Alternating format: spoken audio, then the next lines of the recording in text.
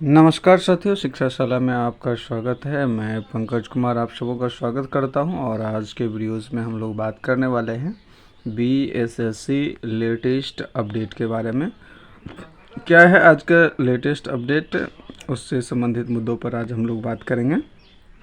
और आज का जो मुख्य रूप से ये डिस्कशन करने का हमारा टॉपिक होगा या विषय होगा वो ये होगा कि सबसे पहले तो लेटेस्ट अपडेट को हम लोग जानेंगे सूचना पट के माध्यम से।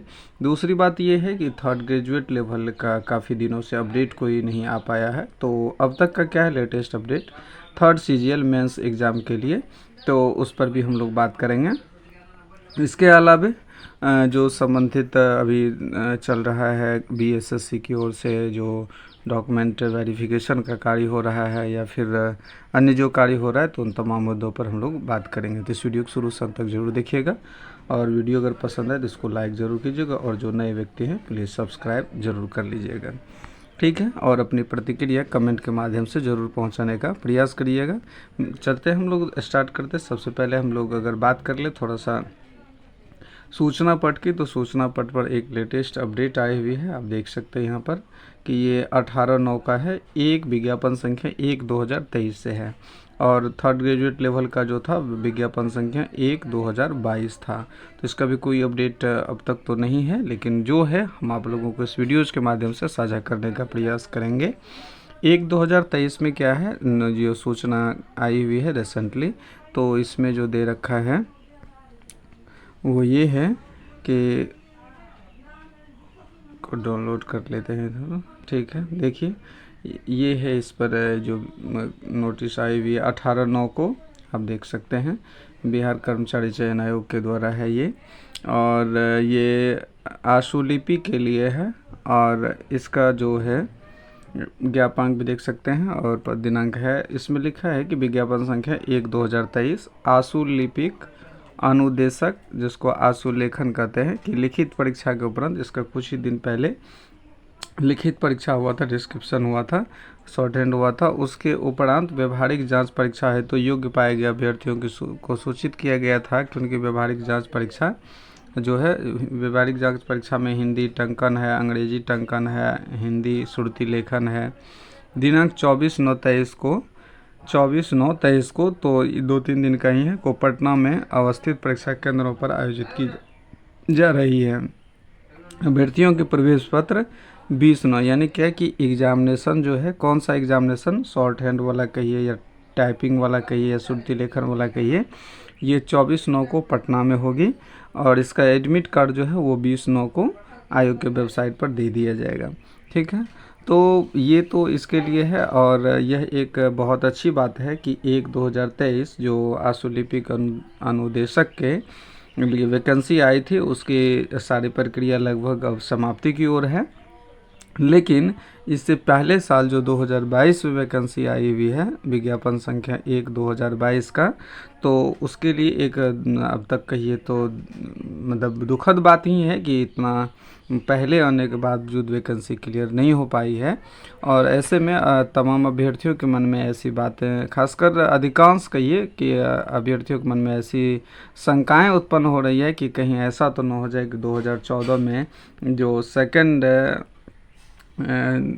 बहाली आई थी ग्रेजुएट लेवल का, या फिर जो है सेकेंड ग्रेजुएट लेवल में तो कम दिक्कतें हुई थी, लेकिन इसी के समकालीन जो फर्स्ट इंटर स्तरीय बहाली आई थी तो उसमें काफ़ी दिक्कत का सामना करना पड़ा था। फाइनली 8 साल इंतज़ार करना पड़ा था। इसमें कई बार 2-3 बार परीक्षाएं प्रीलिम्स की हुई, फिर मेंस की हुई, फिर बीच में फॉर्म भराया, तो ये सारी प्रक्रियाएं चलते चलते फाइनली 2022 के लास्ट तक ये वैकेंसी खींच गई थी।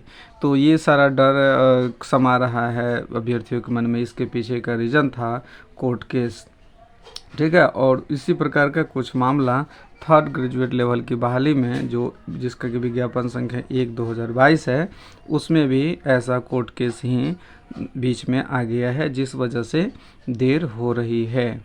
और अब रिज़ल्ट कब तक आएगी, मैंने बहुत पहले भी बताया था कि रिज़ल्ट जो है ये अगस्त में आएगी, लेकिन अगस्त भी चला गया, सितंबर भी आपका जो है आधा से अधिक निकल गया।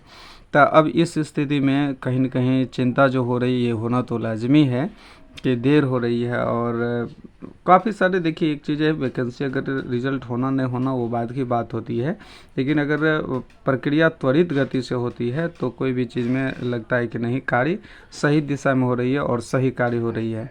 लेकिन जब कोई चीज़ देर से हो तो उसमें उसके कार्यशैली पर सवाल उठने लगता है कि आखिर देर होने का वजह क्या हो सकता है, और तरह तरह की नेगेटिव बातें भी मन में आने लगती है, और आना भी लाजमी है, क्योंकि इसके बाद की वैकेंसी 1/2023, फिर उसके बाद जो है 2/2023, ये सारे 2/2022, ये सारे वैकेंसी को जो है क्लियर लगभग कर दिए गए। यानी रिजल्ट के मामले में पेंडिंग इस स्तर तक नहीं है जिस स्तर तक की 1/2022 यानी तृतीय स्नातक स्तरीय बहाली का है।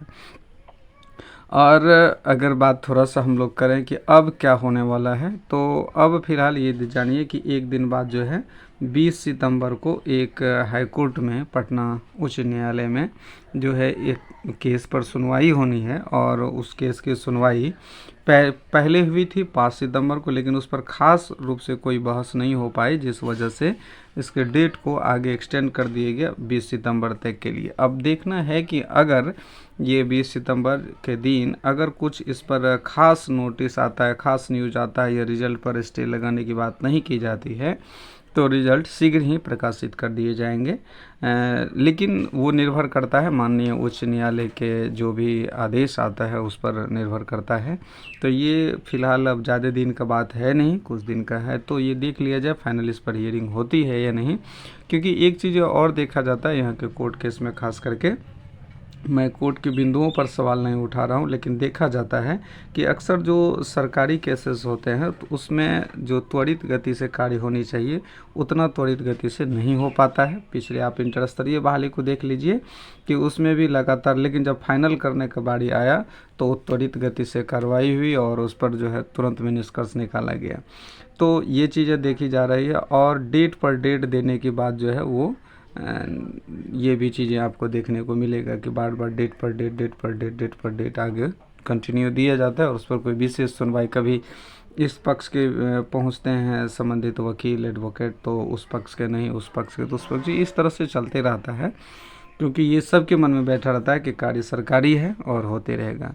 तो ये सारी प्रक्रियाएं अभी चल रही है, और न जाने अब कितना और समय लगेगा, क्योंकि इस संबंध में अभी कुछ कहना मेरे बस की बात नहीं हो रही है कि थर्ड ग्रेजुएट लेवल के मेंस का रिज़ल्ट, यानी सचिवालय का जो मेंस का रिज़ल्ट है वो कब तक जारी किया जाएगा, ये मेरे बस की बात अब नहीं रह गई है। जैसे ही कोई अपडेट आता है तो मैं आप लोगों तक निश्चित रूप से पहुंचाने का प्रयास करूंगा। मेरा उद्देश्य रहता है कि आप लोगों तक सही इन्फॉर्मेशन दें, किसी भी प्रकार की कोई भ्रामक न्यूज़ फैलाने की मेरी मंशा नहीं रही है, और हमेशा से मेरा यही रहा है। आप पहले की वीडियोस को भी अगर देखे होंगे तो देखे होंगे कि जो तथ्यात्मक बातें हैं, जो सत्य बातें हैं, वही हम आप लोगों से करते हैं। तो उम्मीद है कि ये जानकारी आपको जो भी मेरे स्तर तक था वो आप लोगों तक मैंने पहुंचाने का प्रयास किया, और आपको जानकारी अच्छी लगी होगी। अगर जानकारी अच्छी लगी तो वीडियो को लाइक ज़रूर कीजिएगा, और दोस्तों को शेयर भी ज़रूर कर दीजिएगा, ताकि उनके मन में भी जो संशय हो रहा होगा रिजल्ट के प्रति वो भी क्लियर हो जाए। मिलते हैं अगले कोई अपडेट के साथ अगले वीडियो में। वीडियो देखने के लिए बहुत बहुत धन्यवाद।